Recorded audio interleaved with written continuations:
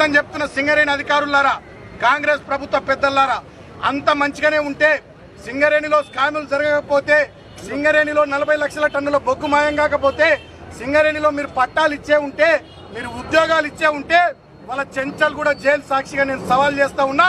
సింగరేణి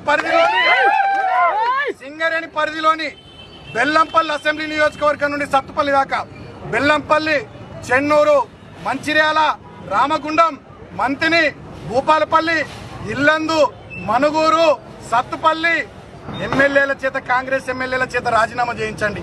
అదేవిధంగా కొత్తగూడెం మీ మిత్రపక్షం సిపిఐ అంత మంచిగుంటే ఆయనతో కూడా రాజీనామా చేయించండి. సింగరేణి కోల్బెల్ట్ ఏరియాలో ఉప ఎన్నికలు తీసుకురండి. అప్పుడు ప్రజలు, సింగరేణి కార్మికులు అక్కడ ఏం జరుగుతుందో ఓట్ల ద్వారా చూపిస్తారు. ఇవాళ రేవంత్ రెడ్డి నేను డిమాండ్ చేస్తా ఉన్నా, సింగరేణిలో అంత సవ్యంగా ఉంటే నేను ఛాలెంజ్ చేస్తా ఉన్నా, చెంచల్గూడ జైలు దగ్గర నుంచి కోల్బెల్ట్ ఏరియాలో ఉన్నటువంటి మీ కాంగ్రెస్ ఎమ్మెల్యేల చేత దమ్ముంటే రాజీనామా పెట్టి